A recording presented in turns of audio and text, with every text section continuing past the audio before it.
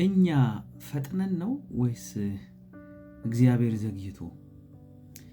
እንግዲህ በህይወታችን እግዚአብሔርም ተናግሮን እኛም ፈልገን አንድን ነገር ለማግኘት ያለን ጉጉትና ፍላጎት በጣም አድሮብን አንዳንድ ጊዜ ጸሎቶች ሲዘገዩ መልሶች ሲዘገዩና እኛ ባልነው ሰዓት ሳይኖር እግዚአብሔርን አንድ ነገር እንለዋለን፣ ዘገየህ። ለእግዚአብሔር ስም እናወጣለታለን፣ ዘገየህ ብለን። ነገር ግን አንድ ነገር ልንገራችሁ፣ የቸኮለ ልብ እንጂ የዘገየ እግዚአብሔር የለም። በጣም ነገሩ እንዲሆንለት የፈለገ የናፈቀ ሰውና ልብ እንጂ የዘገየ እግዚአብሔር የለም። ዛሬ በዚህ አጭር ትምህርት ውስጥ ላስተላለፍ የምፈልገው የእግዚአብሔር ጊዜ ፍጹም ነው። የእግዚአብሔር ጊዜ ሁል ጊዜ ትክክል ነው። የእግዚአብሔር ጊዜ እኛ ባይገባንም ፐርፌክት ነው። ስለዚህ የመጀመሪያ የምናየው የእኛን ችኩልነት ነው። እኛ በሐሳባችን በዚህ ዓለም ውስጥ ስንመላለስ ቶሎ ሰውነታችን፣ ስጋችን፣ ፍላጎታችን ነገሮች ወዲያው አስበን ወዲያው እንዲሆኑ እንፈልጋለን። ወዲያው ጸልየን ወዲያው እንዲከናወኑ እንፈልጋለን። ወዲያው ሰርተን ወዲያው እንዲከፈለን እንፈልጋለን። ይሄ የሰውኛ ባህሪ ነው።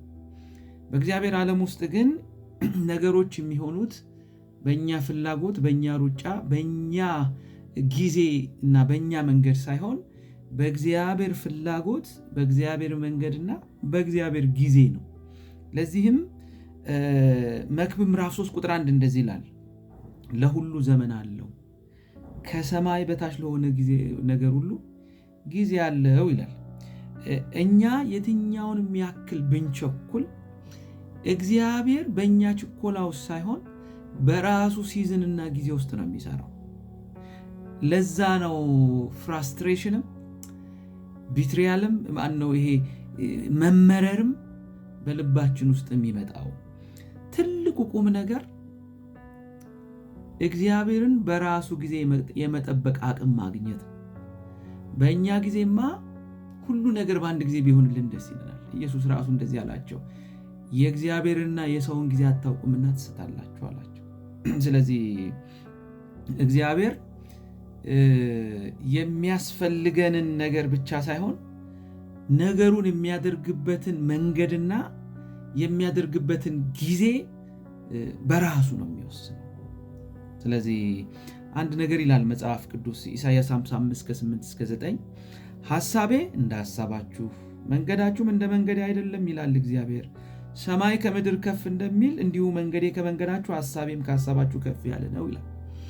ለዚህ ነው ብዙ ጊዜ እኛ ባልነው ሰዓት ስላልሆነ በምሬትና በሐዘን የምንሞላው። ስለዚህ የእግዚአብሔርን ሲዝንና ጊዜ መጠበቅ ከብዙ ምሬት ያድነናል ማለት ነው። ስለዚህ በችኮላ ሳይሆን በጊዜው ነው ነገሩ የሚሆነው። ለምሳሌ የአልዓዛርን መሞት ተመልከቱ። ዮሐንስ 11 ላይ ማርያምም ማርታም ልከዋል ኢየሱስ እንዲመጣ፣ የምትወደው አልዓዛር ታሟልና ና ብለውት። ኢየሱስ ግን ከሞተ ካበቃ ነገሩ ካለቀ በኋላ ነው የመጣው። የማርያምና የማርታ ፍላጎት ታሞ ሲያስነሳ ማየት ነው። የእግዚአብሔር ግን አብሶሉት ታይም ሞቶ ሲያስነሳው ነው። በቃ ይሄ ነው የእግዚአብሔር መንገድ። ስለዚህ የቸኮለ ልብ እንጂ የዘገየ እግዚአብሔር የለም። እግዚአብሔር በራሱ ሰዓት፣ በራሱ መንገድ፣ በራሱ ጊዜ ነው የሚመጣው። ኢቭን ለእኛ ቢያበቃም ለእኛ ቢያከትምም ማለት ነው። ለምሳሌ ሁለተኛ ዘፍጥረት 15 እና ዘፍጥረት 21 ስትመለከቱ የአብርሃምና የሳራ ልጅ እንደሚሰጣቸው ተናግሯቸው ነበር። ኦኬ ኢቭን ከመዘግየቱ የተነሳ አርጅተዋል። ነገር ያበቃ ይመስላል። ዘፍጥረት 21 ቁጥር 1 ላይ ግን እግዚአብሔርም እንደተናገረ ሳራን አሰበ፣ እግዚአብሔርም እንደተናገረው ለሳራ አደረገላት ይላል። መቼ ካላችሁኝ በነሳራ ጊዜማ የተጋቡ ሰሞን አብረው ወጣት ያሉ ሰሞን የዛኔ ደስ ይላል። እግዚአብሔር ይናገራል፣ ግን የሚያደርገው በእኛ ጊዜ ሳይሆን በራሱ ጊዜ ነው። God's time is absolute time፣ በጣም ፐርፌክት ታይም ነው።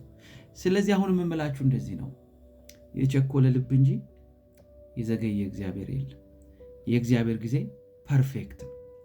አስታውሳለሁኝ አንድ እናት መሰከሩ ብሎ ወዳጄ ሲነግረኝ፣ አንድ እናት አዳር ፕሮግራም ላይ መጥተው ምስክርነት አለኝ አሉ እና እግዚአብሔር ይሄንን በቅርብ ጊዜ አደርግልሻለሁ ብሎኝ ነበረ፣ አደረገልኝ ይሄንን ሲሉ ጉባኤው በእልልታ በጭብጨባ ተሞላ። ጭብጨባው እንዳለቀ እኛ እናት እንደዚህ ያሉ፣ አንድ ነገር ግን መናገር እፈልጋለሁ። አይገርምም? በፍጥነት አደርግልሻለሁ ያለኝ የዛሬ 20 ዓመት ነበረ። ለእግዚአብሔር 20 ዓመትም ቶሎ ነው፣ 1 ደቂቃም ቶሎ ነው። ስለዚህ እነ ሳራ ቤት 25 ዓመት ቶሎ ነው ለእግዚአብሔር። ስለዚህ የፈጠነ ልብ የፈጠነ ሰው እንጂ የዘገየ እግዚአብሔር የለም። የእግዚአብሔር ጊዜ ሁል ጊዜ ፐርፌክት ነው። እና ካላችሁኝ የእግዚአብሔር ጊዜ ለምንድን ነው ፍጹም የሚሆነው? ችል ልናገር። 1 እኛን ለማዘጋጀት እግዚአብሔር ይህንን ስሙ፣ በረከቱን ከመልቀቁ በፊት በረከቱን የሚሸከም ማንነት ሰርቶ ማየት ይፈልጋል እኛ ውስጥ። የአንዳንዶቻችን በረከት የአንዳንዶቻችን የተነገረን ትንቢት የዘገየው ለዛ ለሚመጣው ብሌሲንግ የተዘጋጀ ማንነት ስለሌለን ቢሰጠን ሊያጠፋን ስለሚችል ያንን ገንዘብ ይሁን ዝና ይሁን ወንበር ይሁን ትምህርትና አገልግሎት ስልጣን ይሁን ቢሰጠን ከምናለማበት የምናጠፋበት ስለሚበዛ ያንን መሸከም የሚችል ስብዕና ሲኖረን ነገሩን ይለቀዋል። እኛን ለማዘጋጀት ነው የእግዚአብሔር ጊዜ ፍጹም ነው ያልኳችሁ። ሁለተኛው እምነታችንን ለማጠንከር ነው። ያዕቆብ ምዕራፍ 1 ቁጥር 3 ላይ የእምነታችሁ መፈተን ትዕግስትን እንዲያደርግላችሁ፣ ትዕግስትን እኛ ውስጥ ለመስራት እምነታችን ለማጠንከር በእግዚአብሔር ላይ ያለን መደገፍ ከሚሰጠን ነገር ይልቅ ሰጪውን እንድንወድ ሰጪውን እንድንፈልግ ለማየት ነው። ስለዚህ ዕንባቆም ምዕራፍ 2 ቁጥር 3 ራእዩ ገና ለተወሰነ ጊዜ ነው፣ ወደ ፍጻሜም ይቸኩላል፣ እርሱም አይዋሽም፣ ቢዘገይም በእርግጥ ይመጣል ይላል። ታገሰው፣ እሱ አይዘገይም ይላል። ስለዚህ በትዕግስት ውስጥ ፍሬ እንበላለን።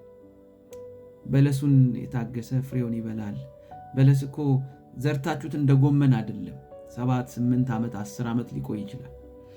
የእግዚአብሔር ጊዜ እኛ በፈለግነው ሰዓት ሳይሆን እሱ በፈለገውና ደርሰዋል፣ በቅተዋል፣ መሸከም ይችላሉ በሚል ሰዓት ነው የሚለቀቀው። ስለዚህ